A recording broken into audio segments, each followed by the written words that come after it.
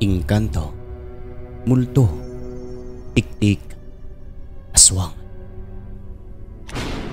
Mga karanasang hango sa tunay na buhay, mga Baka magtaka kayo, bagong boses na naman.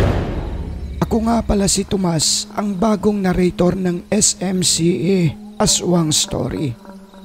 May ibabahagi tayong kwento ngayon mula sa isang sender na nagngangalang Mildred.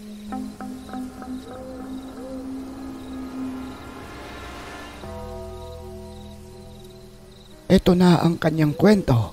Pakinggan nating lahat. Tipikal na probinsya lang ang baryo namin sa Mindanao. Madilim, madalas walang kuryente ang nag-iisang poste ng ilaw. Sa maliit na kalsada dahil palagi itong nasisira sa di malamang dahilan. Mapagpalang araw sa inyong lahat. Ako nga pala si Mildred at may ibabahagi akong nakakasindak na kwento. Paanan ng bundok ang lugar namin. Malapit kami sa isang talon na ubod ng linis at ganda at doon kami naliligo ng mga kaibigan ko. Malapit din naman kami sa ilog na sobrang linis din. Pero mas gusto naming doon sa talon maligo ng mga kaibigan ko. Isang araw, nang minsang nagkayayaan kaming maligo sa talon, napagkwentuhan namin ang tungkol sa mag-asawang bagong lipat sa lugar. Malapit sa kakahuyan ang bahay nila na matatanaw namin kapag dadaan kami papunta sa talon. Ayon sa isa naming kaibigan na si Jen, nagtataka daw sila kasi simula nung lumipat ang mag-asawa doon, hindi nila gaanong nakikitang lumalabas ng bahay yung babae kapag may araw. Pero kapag papadilim na, doon pa lang daw ito lumalabas. May mga pagkakataon naman na namamataan nila, ngunit hinang-hina umano ito lalo na sa paglalakad. Yung lalaki ay lumalabas naman, pero palaging naka long sleeve at hindi nagpapatama sa init. Napansin din umano nila, nagiging malakas ang mga ito kapag gabi. Ibang-iba kung ikumpara kapag may araw tapos kapag madilim na parang ang linaw umano ng paningin nila. Di ba Lolo Tomas, yung mga matatanda tulad nyo, minsan yuyuko pa nga kapag may titignan sa unahan, di ba? Pero sila, hindi ganun. Kapag gabi ay malinaw ang paningin. Kapag may araw, doon daw sila parang mahina at malabo ang paningin. Nalaman nila ito kasi minsan noong may bumisita umano sa kanila na parang kamag-anak nung dalawa, nakita umano nila Jen at ng nanay niya yung mag-asawa na nasa bintana ng bahay nito. Nahihirapan daw tumingin sa malayo noong papalapit yung nagtatawag sa kanila. Tapos ang kakaiba pa sa mga ito, parang gising daw sila sa gabi dahil tuwing hating gabi ay may naririnig silang bagting na parang nagmumula sa kaldero. Bukod dun, Lolo Tomas, mailap daw sa mga tao ang dalawa. Hindi nakikipag-usap, hindi nakikipagkwentuhan at hindi makatingin ng diretsyo kapag nasa malapit. Sa madaling salita, ay may paghihinala na nun ang mga tao sa kanila sa paligid na itong mag-asawang ito ay mga aswang daw di umano. Kasi simula nung dumating sila sa lugar, halos kada gabi meron talagang dumadaang tiktik. Dati-rati, wala naman po yan. Kung may dadaan man, once in a blue moon lang. Ganun pa man, yun ay naging haka-haka lang naman sa mag-asawang matanda na bagong lipat sa lugar kahit na may mga kakaibang pagpaparamdam sa lugar namin tuwing gabi. Dahil wala naman po kasing sapat na katibayan, ay hinayaan na lang din. Pero ang mga magulang namin, Lolo Tomas, lagi kaming pinagsasabihan noon na huwag magpagabi lalo pat walang ilaw sa mga kalsada doon. Talagang madilim kasi maging sa mga tahanan namin ay gasera lang po ang gamit. Makalipas ang ilang araw noon, binalita ni Papa sa amin na buntis ang aming ina. Hindi niya agad nalaman kasi wala naman daw siyang nararamdaman tulad ng dating naglilihi. Kung hindi pa nagsuka at nahilo, dinala sa center, hindi pa malalaman ng nanay namin na magtatatlong buwan na pala siyang buntis noon. Siyempre, tuwang-tuwa po kaming lahat dahil madadagdagan ang pamilya namin. Simula noon dahil summer naman, ako ang laging nagbabantay kay mama sa bahay dahil ang tatay ko at panganay na si Kuya JR, araw-araw po sila sa uma. Ang mga tanim namin doon ay sari-saring gulay at prutas. Karamihan, puro saging na kardaba. Alam niyo po Lolo, kung ako lang, kontento na po ako sa ganoong pamumuhay. Pero lagi po kaming sinasabihan ng aming mga magulang pagtapos kami ng pag-aaral upang maiba ang takbo ng aming buhay. Sapagkat yun lang po ang maipamamana nila sa amin na magkakapatid dahil kami hamak na mahirap lang po na pamilya. Ganito na nga po ang nangyari. Madalas ay kami lang ni Mama sa bahay na iiwan. Pero may mga pagkakataon na pumupunta ang mga kaibigan ko doon. Tumatambay sa aming bahay kaya kahit papaano ay masaya naman po kami. Kahit saan magpunta ay lagi kong kasama si Mama. Bilin din kasi ni Papa na huwag pabayaan dahil ang nanay po namin kapag nagbubuntis, kung minsan ay nahihilo po siya. Isang araw, dahil may natira sa mga gulay, napagpasyahan namin ni nanay na ilako ito sa mga kapitbahay. Sayang din daw kapag malanta kaya ayon, nilako naming dalawa. Kung hindi nyo na itatanong, ang mga kapitbahay doon ay malalayo ang agwat. Ang pinakamalapit ay halos 10 minuto rin o mahigit pa ang lakaran bago mo ito marating. At ganito na nga po. Umalis kami ng 1:00 ng hapon at naubos naman ang mga paninda kaya dumiretso kami sa palengke at namili ng bigas at yung mga pagkain. Mga biskwit, ganon, yung mga gustong kainin ni Mama na buntis. Nang dahil doon, inabot kami ng halos 6:00 ng gabi sa daan. Madilim na talaga. Habang naglalakad, may napansin kaming 2 asong itim na nakahinto sa unahan at nakatingin sa amin. Pero bigla naman tumakbo ang mga ito na naghahabulan pa at parang naglalaro lang. Kaya ayon, medyo nakahinga ako at si Mama. Baka kasi mga ligaw na aso at bigla na lang kaming kagatin. Nagpatuloy na kami sa paglalakad. Nang maya-maya pa, may natanaw kaming 2 taong nakaitim na naglalakad. Nakasalubong namin ang mag-asawang bagong lipat. Sila pala ito. Ang nakakapagtaka, tuwid na tuwid kung maglakad ang dalawa tapos yung mga mata nila, ramdam namin na meron talagang kakaiba kasi para bang nanlilisik kung titignan mo at payuko kung tumingin. Ito ang pinakaunang beses na makasalubong namin sila sa daan at pinakaunang beses din na tumugon sila sa sambit namin. Ang mga tao kasi sa probinsya, kung hindi nyo po na itatanong taga-syudad, kapag nagkakasalubong po sa daan ay nagsasambitan po talaga bilang respeto. Sinambit sila ni Mama na magandang gabi sa inyo. Pagkasabi niyang ganon, Binunggo siya nung lalaki pero agad itong humingi ng paumanhin dahil hindi umano niya sinasadya, sabay hawak sa kamay ni mama at sa tiyan niya. Muntik mabuwal ang nanay ko pero agad din naman na nakahawak sa akin at agad ko ring hinawakan.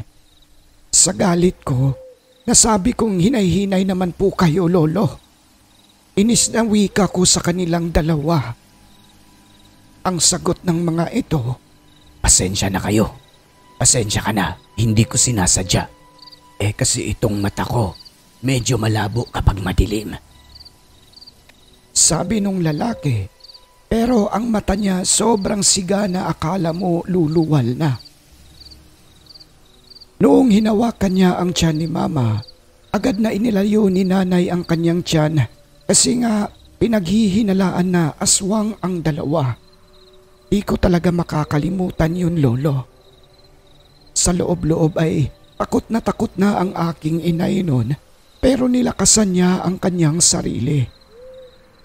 Sabi niya kung ano man ang mangyari, hindi raw siya magdadalawang isip na isaksak ang dala niyang kutsilyo sa basket na ginagamit sa mga pangtali para sa mga panindang gulay. Ang nangyari nga, humingi sila ng paumanhin at agad ding nagpatuloy na maglakad ang dalawa. Kami naman ay dumiretso na rin na kumakabog pa ang dibdib habang hinihila ang kamay ko ni nanay. Wala pa sigurong 1 minuto. Hindi ko lang matansya pero paglingon namin, lolo, ay wala na po yung mag-asawang matanda. Kaya napaisip ako, ang bilis naman maglakad ng dalawa. Ay hala, nawala na. Naglakad ba yun o lumipad? Uwi ka pa ni mama habang kami nagmamadali. Nung malapit na kami sa bahay, takang-taka ako sa kulay ni mama dahil bigla siyang namutla. Tapos tagaktak ang kanyang pawis gayong malamig naman po sa lugar namin lalo na kapag gabi. Tamang-tama nung makarating na nga kami, nanigas at sumakit ang tiyan niya hanggang sa namimilipit na po si mama. Imbis na takot ako sa nangyari sa daan, nawala dahil naawa ako sa itsura ni inay na putlang-putla. Tinanong kami ni papa kung ano ang nangyari. Doon kinuwento ko na rin sa kanya yung pangyayari sa daan na binunggo nga si mama nung mag-asawa. Ang ginawa ni papa, pinahiran ng langis yung tiyan ni inay at pinagpahinga sa kwarto. Awa ng Diyos, naging mabuti naman po ang kanyang kalagayan. Pinagalitan pa kami, sino daw nag-utos sa amin na maglako ng mga gulay, gayong buntis nga si mama. Maya-maya ay nakatulog na si nanay. Sabi ni papa, ganun daw ang inay namin kapag buntis. Ano daw pumasok sa isip niya? Naglako pa ng mga gulay, alam naman na madaling mahilo. Pagpatak ng 11:00 pasado ng gabi, nagising ako sa tawag ng kalikasan. Pagkatapos kong mangihi, napatakbo ako pabalik sa kwarto sabay talukbong ng kumot dahil may tiktik na bigla na lang humuni sa ibabaw at nagpaikot-ikot sa bahay namin. Ilang minuto rin po siyang pabalik-balik bago tuluyang nawala. Medyo nasanay na kami sa tiktik na dumadaan pero kakaiba yun dahil paikot-ikot talaga siya. Nakatulog din naman ako noong wala na ito. Ngunit kalagitnaan ng aming pagtulog, pasado 1:00 na ng madaling araw noon, nagising kaming lahat dahil sa bigla na lang may malakas na pagbagsak sa aming bubungan. Parang tao na nalaglag doon kaya ganun na lang ang gulat naming lahat. Imposible namang pusa lang yon buhat ng wala pong pusa na gumagala sa bubong namin. Ilang sandali pa ay naglalakad na ito sa ibabaw na parang mabigat na paa. Kita talaga namin ang mga nahuhulog na alikabok mula sa ibabaw. Tumayo na si papa at niyakap si mama dahil namumutla ito tapos nagsenya siya sa amin na huwag maingay. Nawala yung ingay sa bubong. Siguro nasa mga 10 minuto rin bago ito nag-ingay ulit. Akala ko pa nga'y normal lang kasi nga. Biruin niyo 10 minuto siyang nanatili sa ibabaw at hindi man lang gumagalaw.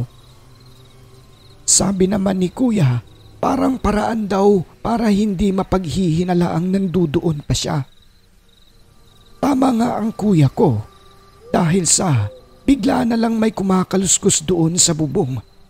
Dahan-dahan, yun bang hindi mo aakalaing aswang na pala na gumagawa ng butas?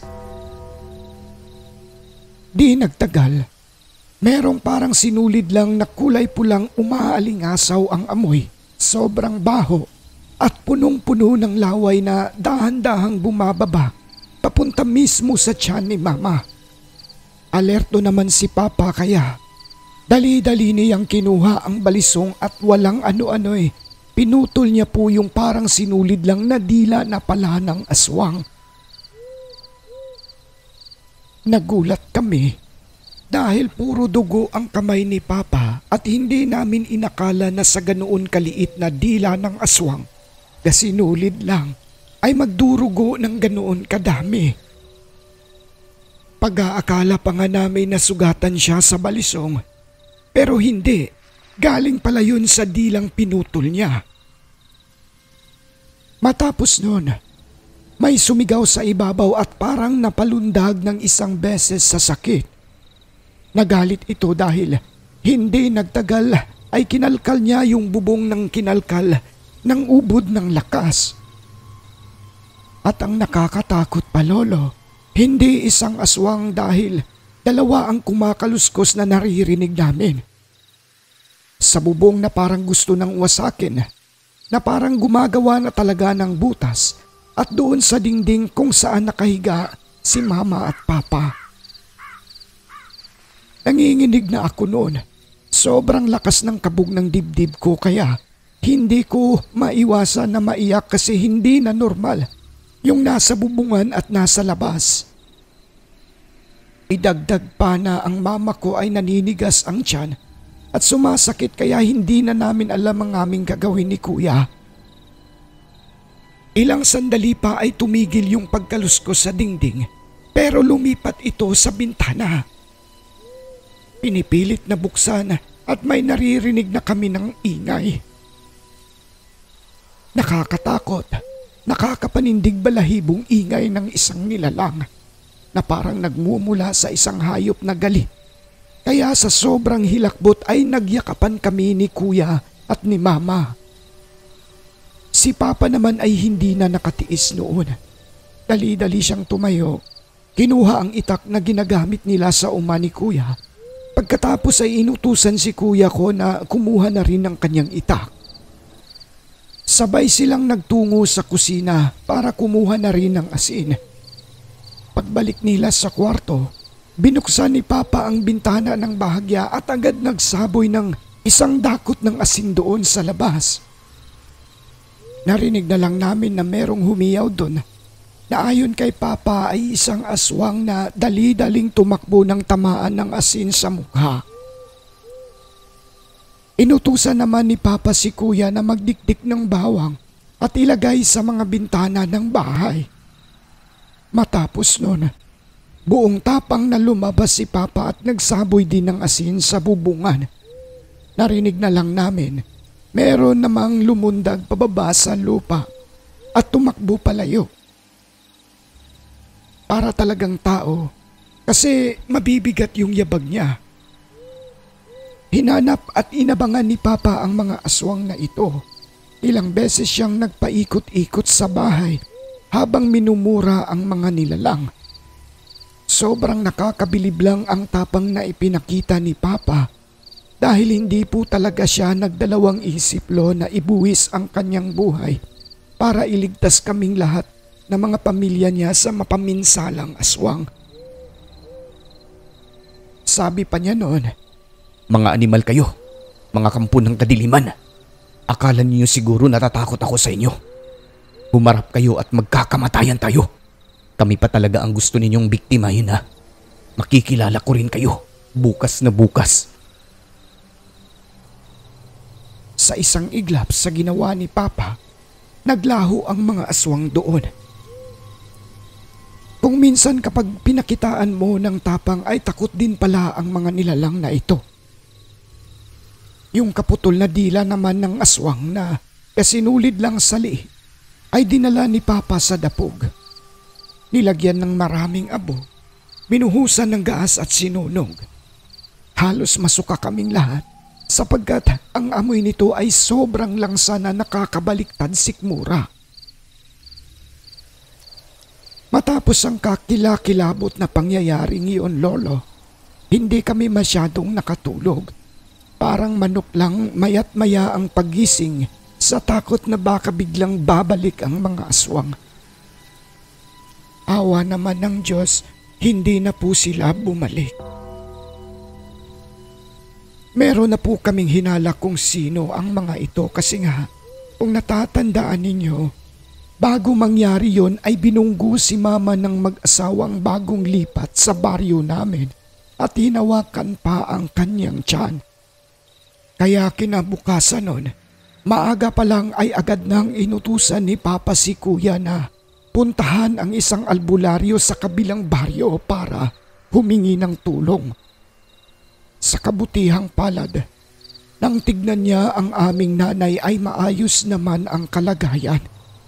Hindi nagtagumpay ang masamang balak ng mga aswang dahil sa pagiging alerto at pagpapakita ni Papa ng tapang. Pero kung hindi namin namalayan, siguro wala na yung bata sa tiyan na kapatid namin kasi ayon sa albularyo ay sisipsipin daw yon ng aswang gamit ang dila nitong mahaba. Matapos noon ay nagpasya sila na puntahan na nga yung mag-asawang bagong salta para tanungin. Hindi nga kami nagkamaling lahat sapagkat pagdating namin doon ay wala na kaming nadatnan. Walang tao, walang gamit kahit isa, kahit damit. Pero sa papag nila ay may bahid ng napakaraming dugo na ibig sabihin. Yun mismo ang aswang na naputulan ng dila. Sa galit ni Papa, pinagsisira niya yung maliit na kubo ng mag-asawa at pagkatapos ay sinunog. Nang malaman ng iba pa naming kapitbahay ang nangyari sa pamilya namin, may isang magsasaka ang nakapagsabi na yung mag-asawa nakita niya umano mga 4:00 pasado ng madaling araw. Naglalakad papunta sa direksyon ng bundok na may mga dalang sako na punong-puno ng mga gamit. Ang babae, duguan umano ang bibig at yung lalaki parang nalapnos ang mukha. Tatanungin daw sana niya ang mga ito, ngunit ilag sa kanya at nakayuko ang dalawa. Ni hindi man lang daw siya sinagot sa kanyang pagsambit. Sa mga salaysay ng kapitbahay namin, nasabi nga namin na ang mga aswang na gusto mang biktima sa ipinagbubuntis ni Mama ay yun mismong mag-asawang matanda kasi tugma yung mga sugat nito sa katawan na ginawa ni Papa. Sabi ni Papa hanggat maaari, ayaw niyang makapasakit ng iba, kaso inunahan siya kaya nagawa niya iyon. Maswerte pa rin ang aswang sapagkat hindi humantong sa kamatayan nila. Magmula nung umalis ang mag-asawa, wala na kaming balita kung saan sila lumipat. Masaya ang lahat dahil kahit madilim ang lugar namin, nawala ang takot ng mga tao. Naglaho yung madalas na paghuni ng tiktik sa gabi, nalingid sa aming kaalaman. Doon pala mismo galing sa mag-asawang bagong salta sa baryo.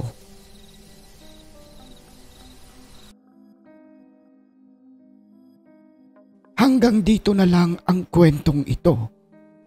Maraming salamat. Sana mai-air sa programa ninyo. Hanggang sa muli, Mildred ng Mindanao. At ngayon ay madako naman po tayo sa ating membership shoutouts mga kaibigan. Binabati ko unang-una si Rancid Horror Stories na nag-rejoin. Thank you po sir. Kay Jaber Amindato na 1-month member na supporter, thank you po sir. Kay Cheng's Channel na 14 months member, thank you. Kay Story Hike Subtotski 34 months, thank you. Kay Mr. L 2 months, thank you. Kay Jeffrey Bunyad 23 months, thank you po. Kay Rose Kim 16 months na, thank you po. Kay Mike 31 months member na, thank you po. Kay Susan Dorn 5 months, thank you po. Kay Samantha Cruz 5 months, thank you. Kay Rosary Jayarante 7 months, thank you. Kay Johnny Zel Alviola 25 months member na, thank you. Kay Jim Similia 29 months, thank you. Last but not the least kay Christine Olzon 49 months member na. Thank you po. At syempre sa mga commentators natin, last update na nag-comment, no? Babatiin po natin sila mga kaibigan. Unang-una kay Filipina Palsario, kay Jason Manalo, kay Elmer Vergara, kay Mary Eslar, Rodelio Cruz, kay Zoraida Longchamps, kay Rodel Caliso, kay Jim, kay Hazel Fiesta, Maugdang Rubilyar, kay Melanie Helican, kay Jen Liam, kay Nimuel Joshua Magdaong, kay Rexy Abergas, Maricel Caramansion, Arlene Cools Besa, German Marasigan, kay Jackie Makadey, kay Christy Harm ng Germany, Jonathan Barba, Heidi Gregorio, and last but not the least kay Blesilda Basig. Sabi niya, "Hi, salamat, tagal ko na pong hinahanap ang channel ninyo, magfo 4 months na." So, tandaan niyo po, SMCE Aswang Stories. At sa lahat ng mga silent listener ay welcome po kayo sa channel natin. Pumasok na po kayo at i-hit ang subscribe button. Siyempre, huwag niyo hong kalimutan ang notification bell upang updated kayo sa mga bagot nakakasabik nating mga kwento. Muli po mga kaibigan, maraming salamat po sa mga suporta nyo. Huwag kalimutang tumawag sa taas. I love you.